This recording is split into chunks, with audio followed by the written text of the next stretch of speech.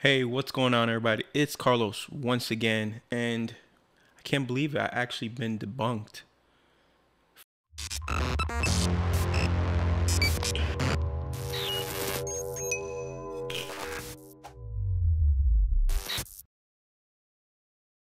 From a guy called SciManDan.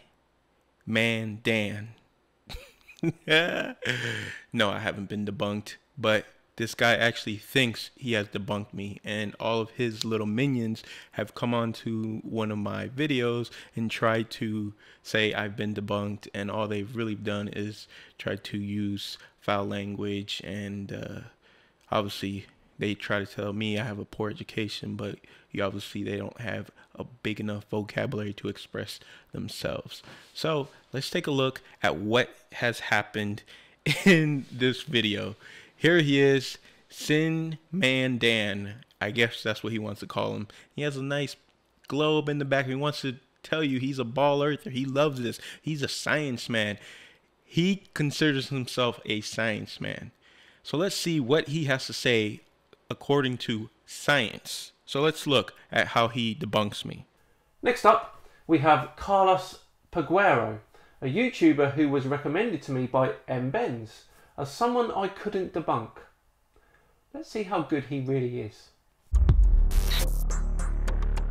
What's going on, everybody? It's Carlos here once again with another video, and we're going to be talking about something that everyone seems to have an opinion on. But when we look at the evidence or the lack of evidence, you're gonna have some questions. You're gonna have to think about this stuff, and that is, do we have actual photographs of the Earth? Yes, here is one. Beautiful, isn't it? Oh my God, let's take a look at that one more time. Look what he just showed. And that's his proof right there. He actually thinks this is proof. This cartoon ball he's showing everyone is his proof right here. And this is how he starts off, by debunking me. I just laugh at this stuff. Let me continue.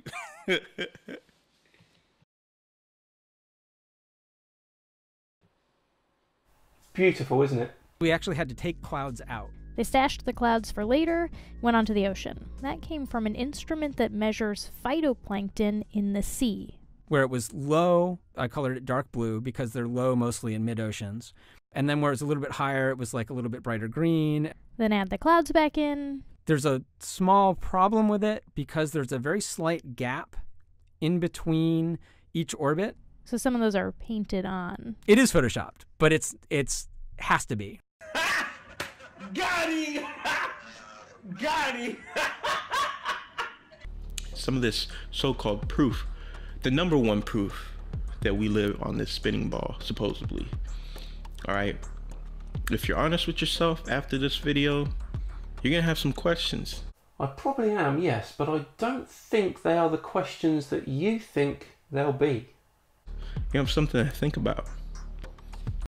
So what I'm showing and demonstrating in this video is how easy it is to debunk any picture of the Earth, because clearly there are no satellites in any of these. A lot of these pictures, they say they take them from 1,000,000 miles away, so that's why we can't see the satellites.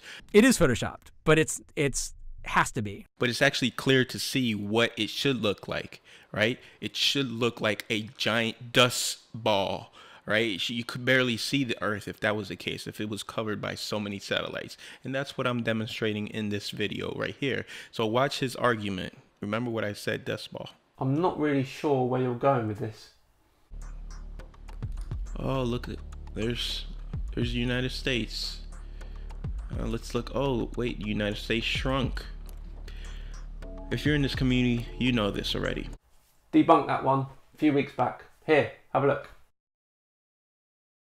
Oh my God, nice try though. Nice try, but epic fail.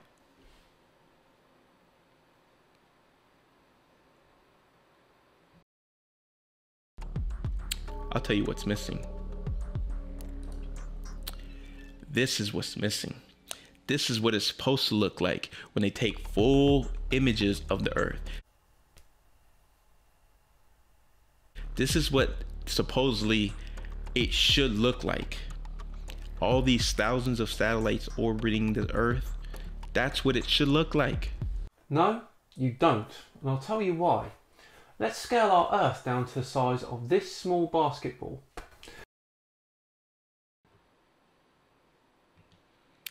And here we go. Look at his amazing scientific explanation for this. This ball has a circumference of 51 centimetres, which means a diameter of approximately 16 centimetres. That means this ball is almost 80 million times smaller than the Earth. Satellites can range in size, but the biggest are around the size of a bus, so let's be generous and call that a length of 10 metres. At our basketball scale size, that puts our satellites at a massive 0.0001 centimetres. That's 1 micrometre. A speck of dust has a diameter of 1 to 100 micrometres. So go ahead, Mr. Peguero. Please point out all the specks of dust you can see. This logic that you actually think a speck of dust is comparable to a shiny supposed satellite that you can see from the ground, you say, right? How many people say we see satellites from the ground at night, and all of a sudden now it's convenient that you can't see nothing? What is it? Either you can see the satellites or you can't see the satellites. You can't pick and choose what you want when you want, because that's exactly what you're doing. It's pretty bad. It's pretty bad.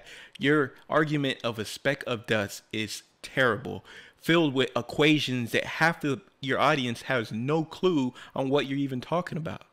So before you try to say you debunked me with a pathetic, unscientific experiment, maybe you should look in the mirror, and maybe your little fan club should think before they comment as well.